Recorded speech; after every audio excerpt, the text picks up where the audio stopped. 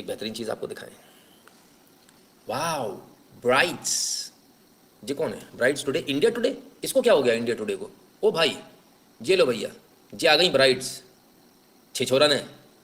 अरे कैसे लौंडे पैदा किए हैं भाई, लो भाई इनसे मिल लो। अरे सुअरों, अरे नालायक सुअर, कमाल है, इनको एक्सेप्ट कर लियो।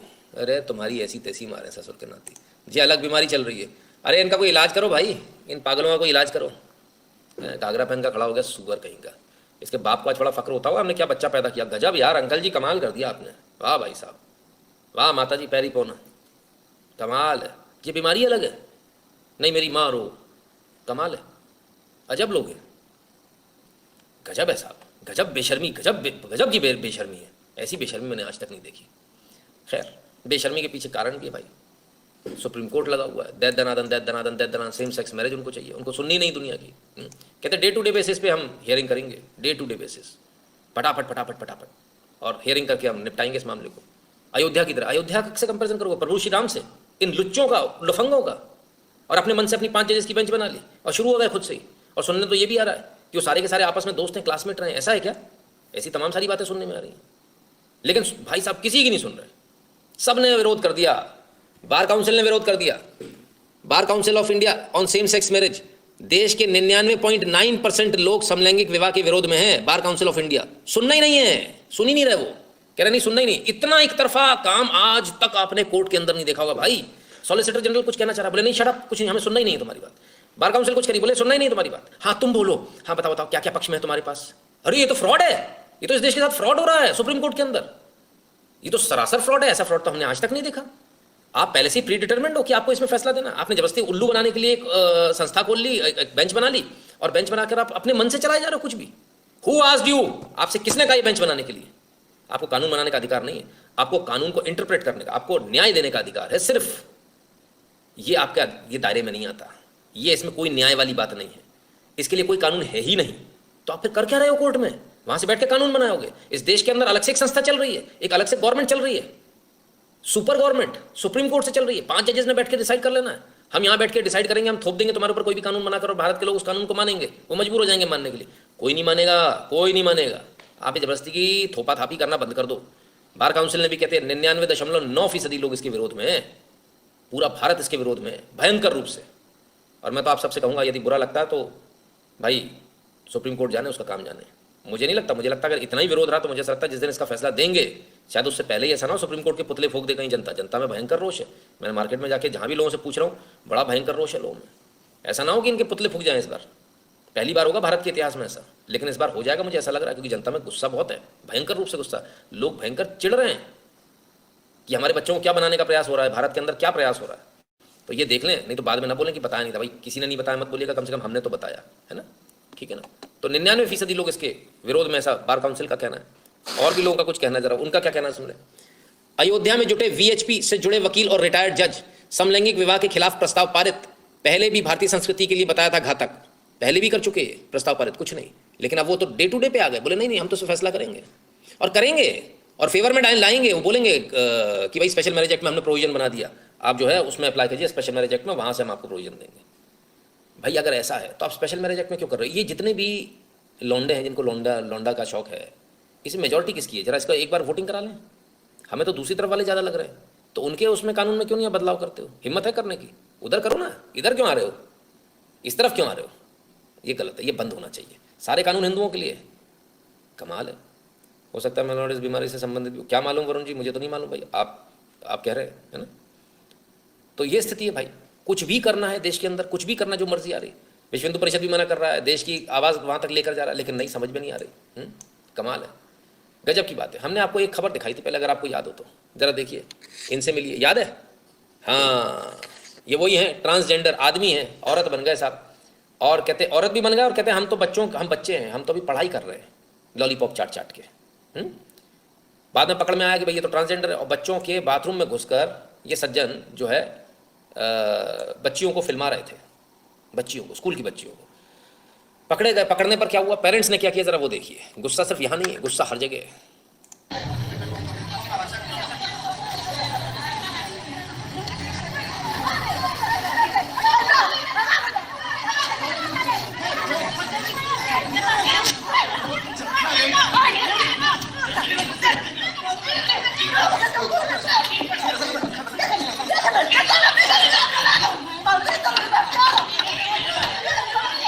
बाल बढ़ाने का बड़ा शौक था, लड़की बनने का शौक था, ये नहीं पता था चोटियां भी खींचती हैं लड़कियां, सबसे पहले चोटी खींचती हैं। हाँ, बच्चियों की जो मम्मियां उन्होंने चोटी खींच खींच के इसकी रेड़ मार दी सुअर की।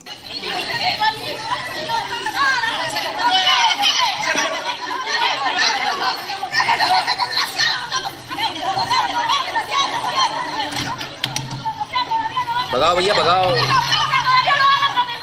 भगाओ वरना ये मम्मियाँ मार डालेंगी। बिल्कुल सही किया, शाबाश शाबाश शाबाश मेरी बहनों शाबाश, जितनी पीठ आपकी थपथपाई जाए उतना कम है, शाबाश जियो। ये जो सुअर टाइप की नई ब्रीड आ गई पूरी दुनिया में, पूरी दुनिया को इससे खतरा है, सिर्फ हमको नहीं पूरी दुनिया को इससे खतरा है। पेरू की घटना है साहब ये, आपको याद होगा हमने ये घटना दिखाई थी, ठीक है ना। पहले हमने फोटो दिखाया था, देखो बेचारा बेचारी सी सीधी सी है, फिर हमने ये घटना बताई थी। तो उसमें ये स्थिति है, पूरी दुनिया इनसे परेशान है साहब।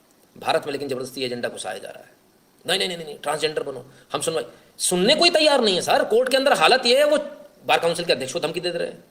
अच्छा मैंने आपको बताया था बार काउंसिल के अध्यक्ष को जब धमकी दी, मैं होता तो पूरी स्ट्राइक कर देता। तो दूसरा क्या आया तुरंत इनका, इनको मालूम है कि ये फैसला देते ही बार काउंसिल जो है इनका बॉयकॉट कर देगी। आप बॉयकॉट नहीं कर सकते, आप ये नहीं कर सकते। अरे मैं कहता बार काउंसिल का जो अध्यक्ष है, भाई आप मेजोरिटी इकट्ठी करो, जम के स्ट्राइक करो, बंद कर दो सारा, जो करना कर लो, सबकी सनद कैंसिल कर देना सुप्रीम कोर्ट में, जाओ कर देना सबकी। ये डू एंड डाई है, ये कोर्ट की दादागिरी, सुप्रीम कोर्ट की दादागिरी के खिलाफ मेरा आप सबसे हाथ जोड़ के विनम्र निवेदन है, आपको खड़े होना ही पड़ेगा। नहीं तो ये कोर्ट कुछ भी फैसला देंगी, कुछ भी फैसला देंगे जो उनका मन करेगा। ये एजेंडा चल रहे हैं साहब, पीछे से आ रहे हैं, कहाँ से आ रहे हैं वो भी बताऊंगा मैं आपको, लेकिन आपको इसके खिलाफ खड़े होना पड़ेगा। मेरा हाथ जोड़कर विनम्र निवेदन है तमाम सारे सुप्रीम कोर्ट के वकीलों से, एक साथ सब लोग साइन कीजिए और इसमें जाना ही बंद कर दीजिए। ना सरकारी वकील जाएगा ना प्राइवेट जाएगा, आप जाओ, आप अकेले सुनवाई करते रहो अपनी, जा बैठो। सबको बंद कर देना चाहिए, अपनी एकता दिखाइए, क्योंकि अब अगर आपने एकता नहीं दिखाई तो ये भारत के लिए बहुत नुकसानदायक होगा। मैं खुलकर बोलता हूँ, मुझे कोई डर नहीं है इस बात का। मेरे ऊपर भी कंटेम्प्ट ऑफ कोर्ट लगाएंगे, हो सकता लगा दे, मुझे कोई डर नहीं है इस बात का। बहुत आवश्यक है, बहुत आवश्यक है कि हर वकील इसका विरोध, याद रखिएगा। आज अगर आप पॉलिटिक्स में पढ़े ना, ये उस पार्टी का, ये उस पार्टी का, ये उस कैंप का है, ये उन वकील का है ऑफिस से आता है, ये उस ऑफिस का है, बिल्कुल चक्कर मत पड़ना।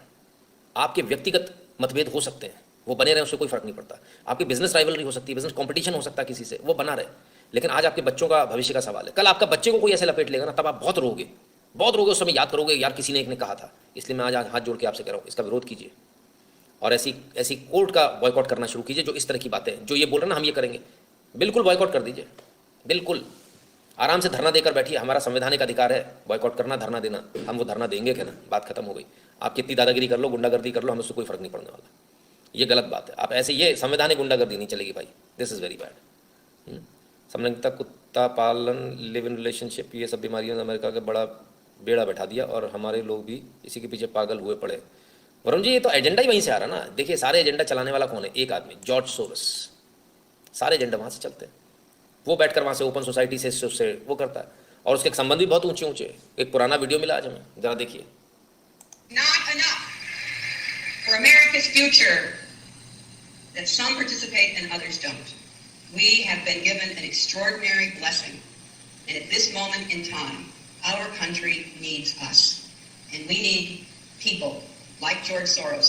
We need people like George Soros. We need people like George Soros, who is fearless and willing to step up when it counts. So please join me in welcoming George Soros.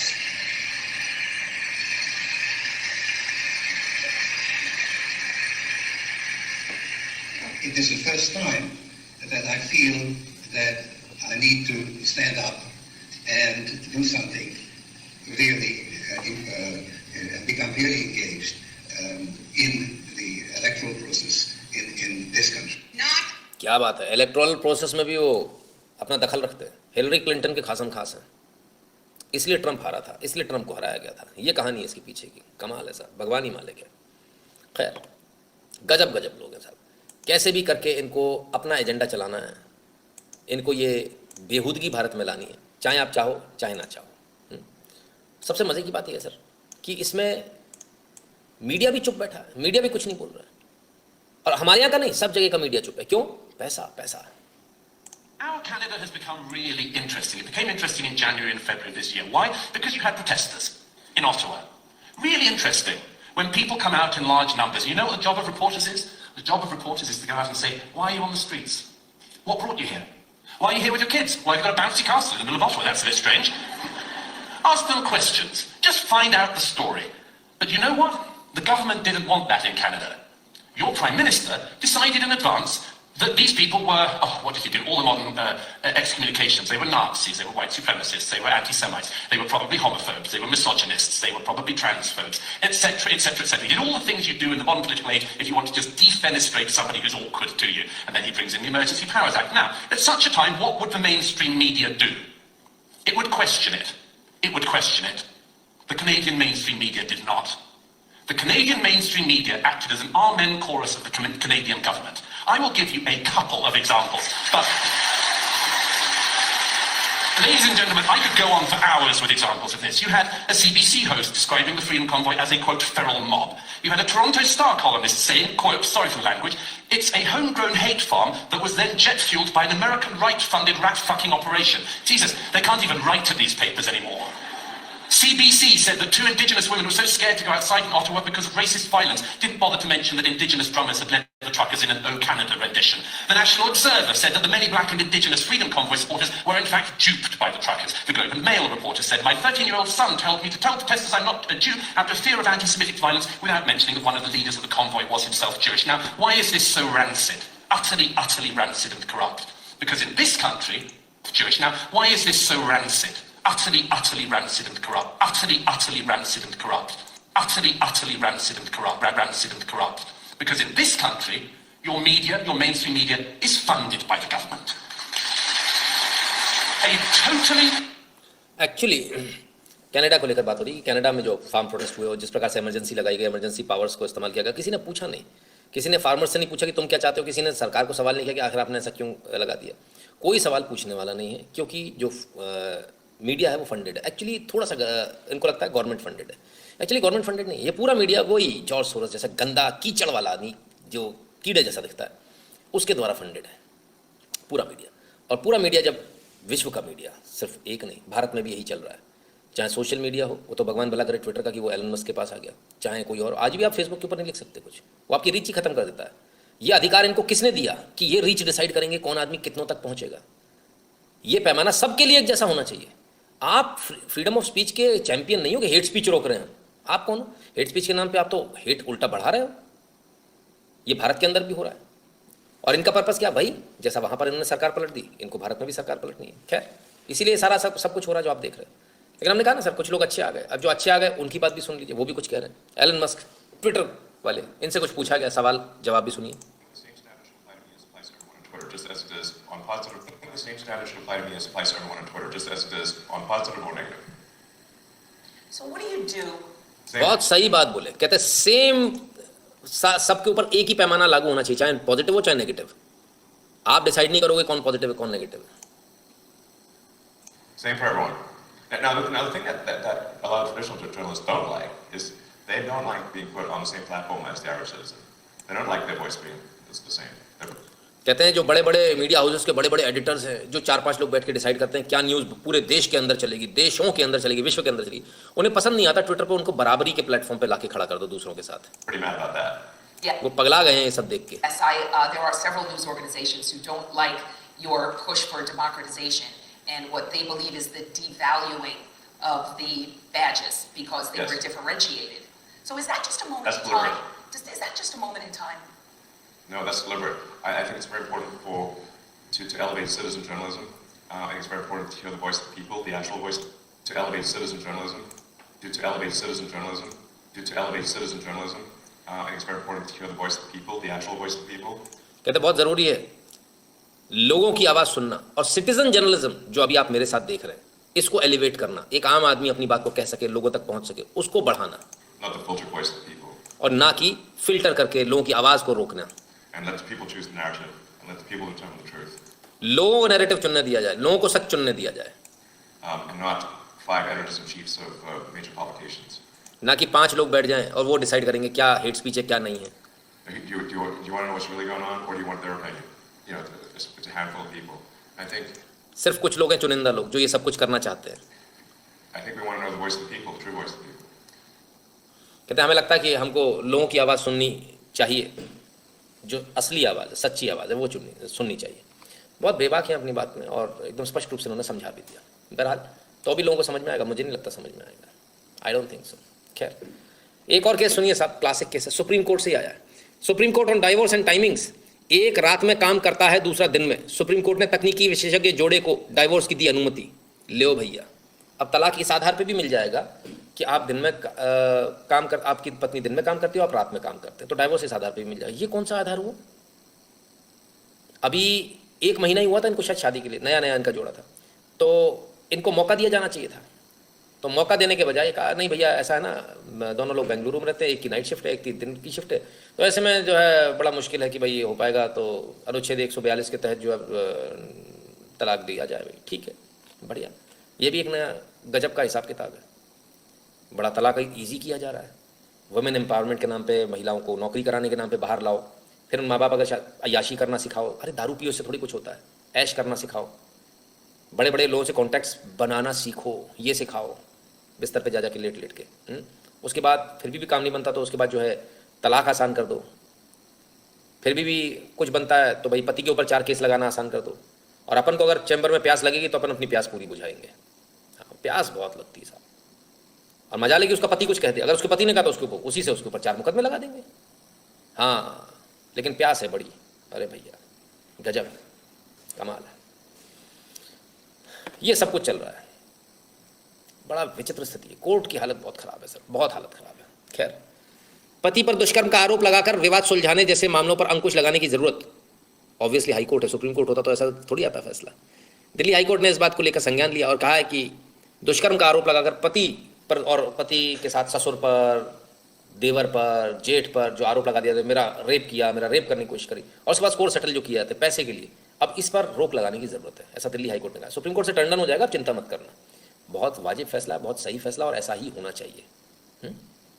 गजब है, हैरानी होती है मुझे देखकर कि अभी भी इस पर बहस की जरूरत है। एक और गजब का फैसला है साहब, देखिए जरा, इंडियन आर्मी के डॉक्टर पर चलेगा रेप केस, काबुल में लड़की से की थी धोखे से शादी, दिल्ली कोर्ट का बड़ा फैसला। बड़े हैरानी की बात है साहब, दिल्ली कोर्ट में ये मामला आया, और दिल्ली कोर्ट में जो वकील साहिबा है, सॉरी जो जज साहिबा है, उन्होंने इस फैसले को सुना, और फैसले को सुनने के बाद इस केस को सुनने के बाद कहा कि भाई सीनियर डॉक्टर था, भारतीय सेना में डॉक्टर था, ये गया था अफगानिस्तान, वहाँ उसने शादी करी, ऐसा उनका बताना है, मुस्लिम रीति रिवाज से शादी करी, ऐसा वैसा फलाने, उन्होंने बताया इस्लामिक रीति रिवाज से, ठीक है।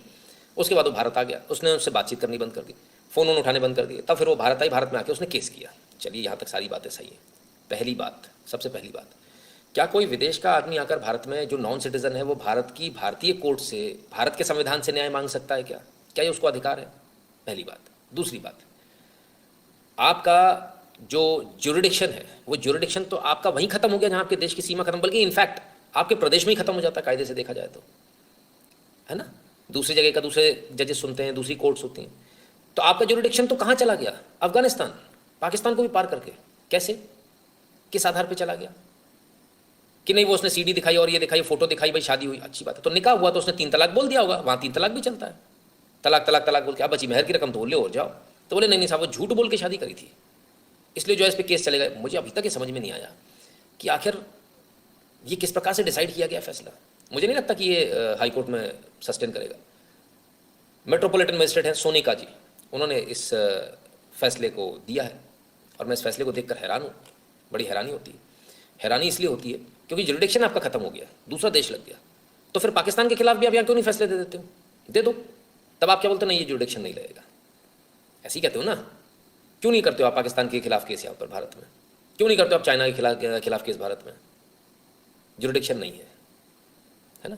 फिर तो अमेरिका केस भी यहाँ किया करो, अमेरिका के केस क्यों नहीं करते? कल हम डालते हैं अमेरिका के खिलाफ में केस, चलेगा? नहीं चलेगा। तो फिर इस केस में पर्टिकुलरली क्यों चलाया गया? क्योंकि सोनिका जी का शायद फेमिनिज्म जाग गया होगा, नारीवाद जाग गया होगा, और ये भी औरत है मैं भी औरत हूँ, लेकिन नहीं, आप इसमें जुरिडिक्शन थोड़ी आप बाईपास कर जाओगे, ठीक है। दूसरा, उसने बोला इस्लामिक रीति रिवाज से शादी करी, तो भाई उसने 3 तलाक दे दिए होंगे, नहीं भी दिए होंगे तो 3 बीवियां तो रख सकता है। इनका कहना भाई मुझे पत्नी का दर्जा दे, मुझे साथ रखे, नहीं तो फिर इसके ऊपर बलात्कार का केस चले। आप देखिए 2 चीज़ें, या तो पत्नी का दर्जा दे, नहीं तो बलात्कार का केस लगे, और बलात्कार का केस चलाने के लिए इसकी परमिशन दी गई है कि नहीं इनके खिलाफ बलात्कार का केस किया जाए। भाई आप तो ये कहते हैं ना शादी के लिए, बलात्कार का केस कैसे चल जाएगा? मतलब अच्छा कोई अगर साथ में रह रहा है, कल उसकी नहीं बनी तो उसके ऊपर बलात्कार का केस लग जाएगा, ये तो सुप्रीम कोर्ट की रूलिंग के खिलाफ हो गया। भाई वो तो शादीशुदा है, उसके साथ रह रहा था, आपने ये भी मान लिया कि शादी करी है, शादीशुदा है, तो पति पे तो बलात्कार का केस लगता ही नहीं है। किस आधार पे लग गया? किस आधार पे लग गया? कौन से कानून से लग गया? सर शैलू कश्यप जी, कुछ है मेरे पास क्या? नहीं है। थोड़ा पढ़ लिख लो, क्यों अपनी बेइज्जती करा रहे हो भाई? ऐसा मत करो, हाँ? इतनी बेइज्जती मत कराओ। कानून की थोड़ा सा, क्या नहीं पढ़ा कोई बात नहीं, लेकिन बुद्धि तो होगी, बुद्धि तो है, उससे तो सोच सकते हैं अपन, कि वो भी नहीं है। आप में से कितने लोगों को लगता है कि ये कानून के लिहाज से, देखो जब मामला कोर्ट में है तो इंसानियत की बात खत्म हो गई, कानून की बात शुरू। इंसानियत कोर्ट के बाहर होती है कि हम आपस में डिसाइड कर लें। मामला जब कोर्ट में चला गया, अब इस कोर्ट के फैसले को आप में से कितने लोग सही मानते हैं और कितने लोग गलत मानते हैं? जो लोग सही मानते हैं यस लिखते हैं, जो गलत मानते हैं कि कोर्ट का फैसला गलत है, जुरिडिक्शन के बाहर जाके हुआ, या पति के ऊपर बलात्कार का केस नहीं लग सकता तो पति के ऊपर बलात्कार का केस कैसे लग गया? वो एक साथ, अगर इस्लामिक रीति रिवाज के मतलब उसने इस्लाम भी कबूल किया होगा तो फिर तो वो 3 बीवियां वैसे भी रख सकता है, तो बलात्कार का केस कैसे लगेगा? ये तो किसी भी हालत से नहीं लग रहा। फिर आखिर इतनी चिढ़ क्यों? आदमी खड़ा है बस इसलिए उसके ऊपर केस लगा दो।